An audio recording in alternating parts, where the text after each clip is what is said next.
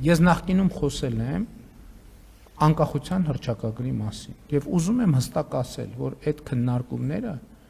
որ մենք ունենանք նոր սահմանադրություն, որտեղ հղում չկա անկախության հռչակագրին, դա մեզ է պետք առաջին հերթին, որովհետեւ դա նշանակում է այս տարածաշրջանում հարատև պետություն ունենալը դարձնել հնարավոր։ Ես էլի ասում եմ, եթե մենք մեր սոցիալ հոգեբանական եւ մտածողության մեջ դնելու ենք այն, որ մենք մեր տարածաշրջանում վերականգնելու ենք մեր պատկերացրած պատմական արդարությունը եւ մենք բան ենք անելու, գնալու ենք եւ իրագործելու ենք մեր պատկերացրած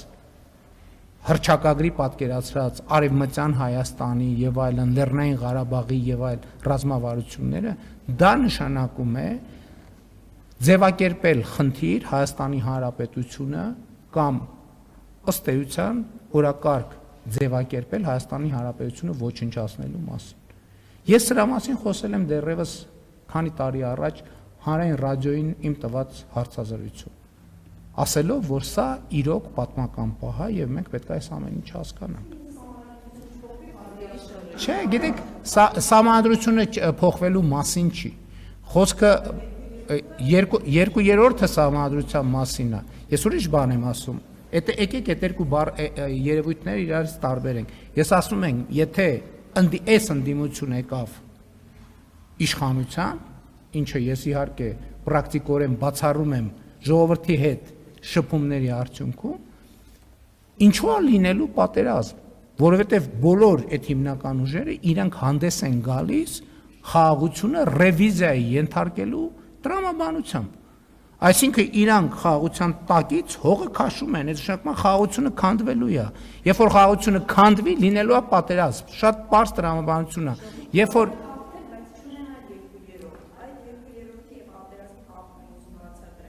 ինչքան մեծ մեծամասնություն ունենանք, այդ թվում սահմանադրությունը փոխելու համար։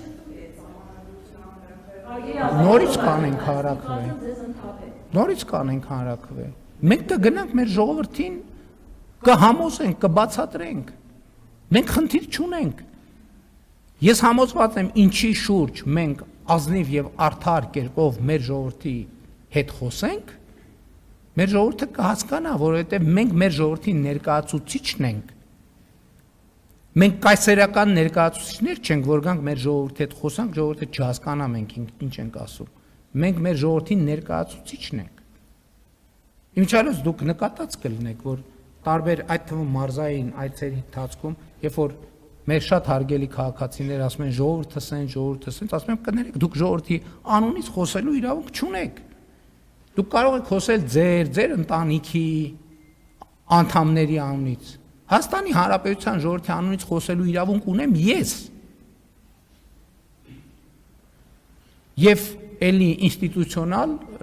որոշ կառույցներ, ովքեր դրա իրավունքը ունեն։ Բացի ժողովրդի լեգիտիմություն ունեցողներից,